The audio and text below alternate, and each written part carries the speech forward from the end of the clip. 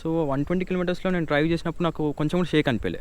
ఇప్పుడు సమ్మర్స్ వెళ్ళామనుకో ఇక మొత్తం స్వెట్టి అయిపోతాం, కొంచెం కష్టం అవుతుంది. So hi guys and welcome to Octane Nut. So ఇవాళ ట్రయంఫ్ స్పీడ్ 400 ఓనర్ మనతో పాటు ఉన్నారు. సో తన పేరు హరి. హాయ్. యా, సో ఇవాళ ఓనర్షిప్ రివ్యూ తీసుకోబోతున్నాము.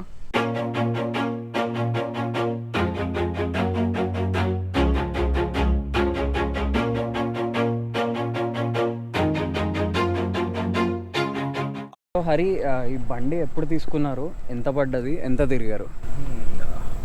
ఇది అరౌండ్ 1 మంత్ అవుతుంది.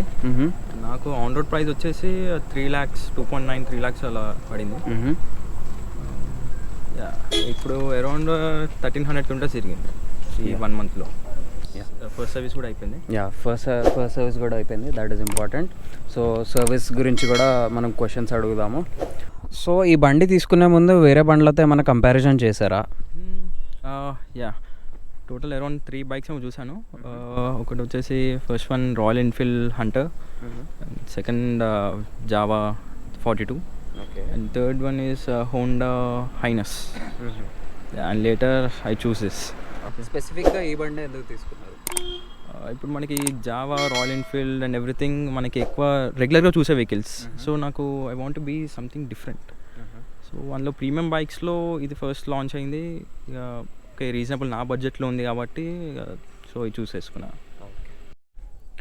సో ఈ బండిలో మీకు 1300 కిలోమీటర్స్ నడిపారు కాబట్టి ఇప్పుడు దాకా ఏం అడ్వాంటేజెస్ పాయింట్స్ అనిపించాయి మీకు? అడ్వాంటేజెస్ పాయింట్స్ అంటే నేను ఈ బైక్ మీద ట్రై చేసింది highest speed is 120 kilometres per hour. So 120 కిలోమీటర్స్లో నేను డ్రైవ్ చేసినప్పుడు నాకు కొంచెం కూడా షేక్ అనిపించలే. ఇప్పుడు రాయల్ ఎన్ఫీల్డ్ తీసుకోండి, వేరే ఏ బైక్స్ అని తీసుకోండి, 90-100 ఇట్లా క్రాస్ అవ్వగానే హ్యాండిల్ షేకింగ్, వైబ్రేషన్స్ ఎక్కువ వస్తాయి. కరెక్ట్, ఇది కరెక్ట్గా చెప్పావయ్యా. సో ఈ బైక్లో అయితే నేను అది చూడలేదు, చాలా స్మూత్గా వెళ్ళిపోయింది అండ్ ఈజీగా 100 టచ్ అవుతుంది. ఇట్లా రేజ్ చేయగానే వెంటనే 100 వెళ్ళిపోతుంది. పర్ఫార్మెన్స్ చాలా చాలా బాగుంది. వేరే చూసిన వెహికల్స్లో కంపేర్ చేస్తే ఇది చాలా బాగుంది పర్ఫార్మెన్స్ అయితే.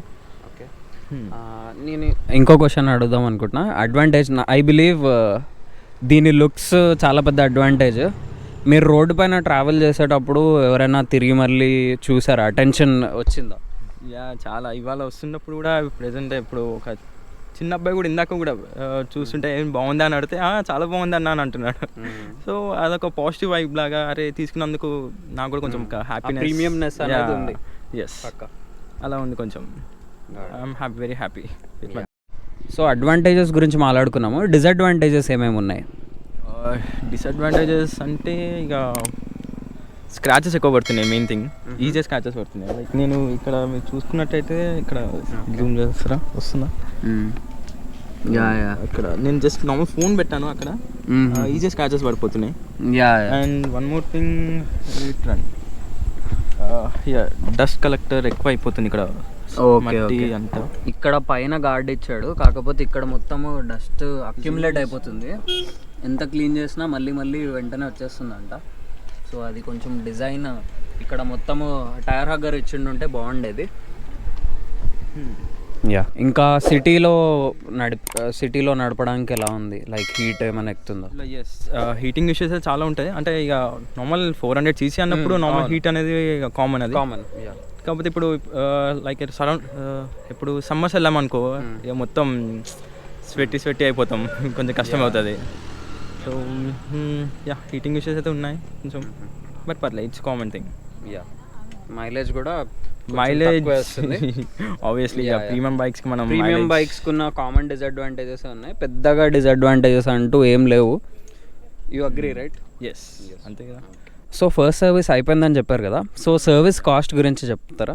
సర్వీస్ కాస్ట్ మనకి ఇది వచ్చేసి నాకు నార్మల్ అనిపించింది, అంటే అరౌండ్ 3000 పడింది నాకు సర్వీస్ కాస్ట్ వచ్చేసి. కాకపోతే స్పేర్ పార్ట్స్ అండ్ యాక్సరీస్ చాలా కాస్ట్లీ ఉన్నాయి compare to other bikes. For example ఏమన్నా ప్రెజెంట్ అయితే నేను ఏం చెప్పలేదు, బట్ ప్లానింగ్ టు. ఓకే, ఇంకా స్టాక్ రాలే అన్నారు.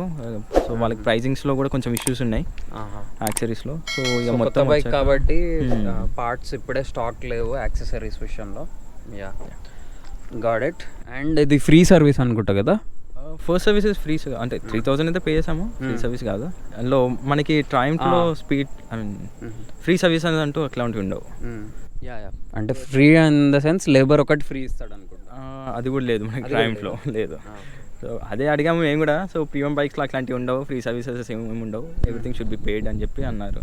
Okay got it. Yes. So అన్నిటికన్నా ఇంపార్టెంట్ క్వశ్చన్, మైలేజ్ ఎంత ఇస్తుంది? మైలేజ్ వచ్చేసి నాకు ఇప్పుడు 26 ఇస్తుంది.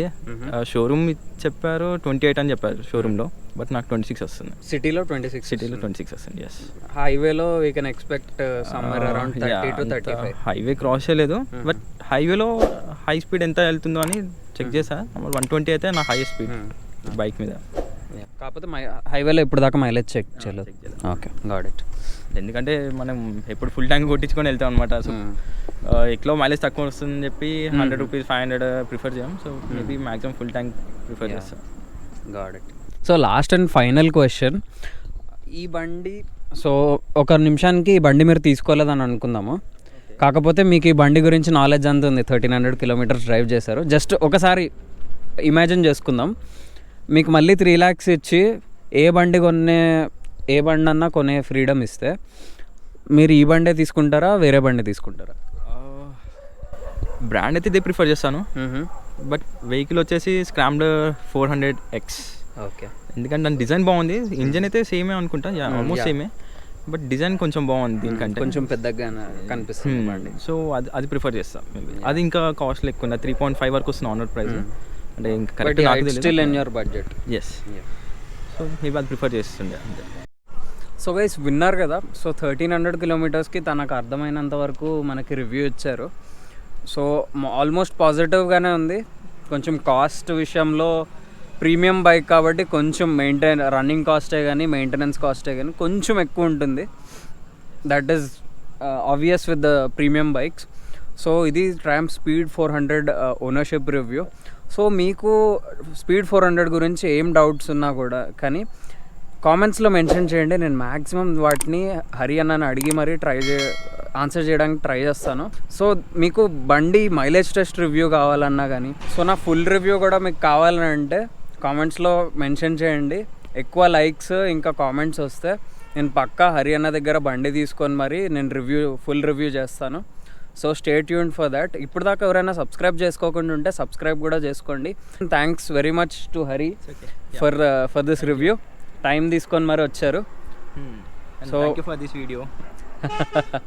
ఓకే, మన వీడియో చూసే తీసుకున్నారు తను కూడా. So it's good to hear. So మీకు కూడా ఏమైనా డౌట్స్ ఉంటే ఇంతకుముందు చెప్పినట్టు కామెంట్స్లో మెన్షన్ చేయండి, సబ్స్క్రైబ్ చేయండి, లైక్ చేయండి. ఎవరికన్నా ఉపయోగపడితే అది వాళ్ళకి షేర్ కూడా చేయండి. See you then in the next video. Bye.